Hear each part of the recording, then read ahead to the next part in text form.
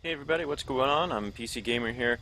In this tutorial, I thought we'd go through how to fence out or take the A-10C out of combat readiness for, if you're going into combat zones and things like that. You would want to do these procedures after you exit the combat zone.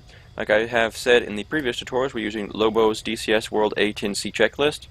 I'll have that link down in the description below. You can pop that open and follow along if you want. We're on page 12 of the checklist, and instead of fence out this time, we're under fence in this time. We're under fence out.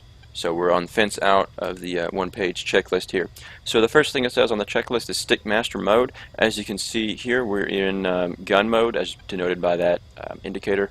So we can just turn, let's see, CCRP. There we go. So now we have it back into nav mode. TACAN as required. So if you have a, see mine is Batumi 16 X-ray for the normal DCS map. If you have a specific airport you need to get to, you can tune that into your TACAN and you can start getting that all lined up here to track to your airport. Next, master arm, we want to go ahead and put that on safe. So over here on our armament control panel, we go to master arm to safe. Gun pack, we want to go gun pack to safe, just like that.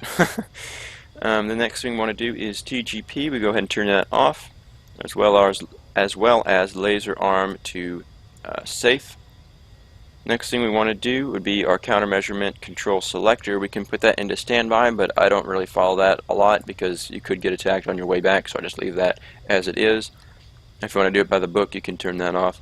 AGM-EO, so you go to our dismiss page. If it's not already off, AGM-EO, turn that off, and it'll get away our, it'll turn off our EO timer.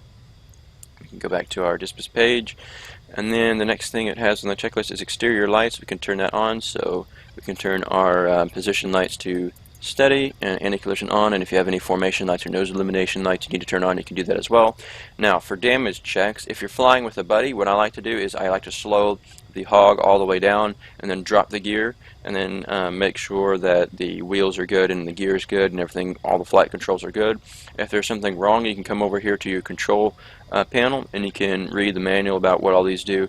These are manual flight reversions that will go back to the cable driven systems on the A-10C Warthog, and like I said, you can read the manual about that. I may go over it in a separate video, so that's where those are if you need to do that. Other than that, that's pretty much it. If the server or if the mission allows it, you can press F2 and then drop the gear and make sure that your tires are good.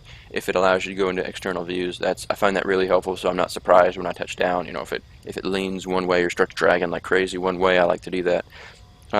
But other than that, guys, I think that's going to do it for this tutorial. Hope to catch you guys in the next video. Until then, take it easy. See ya.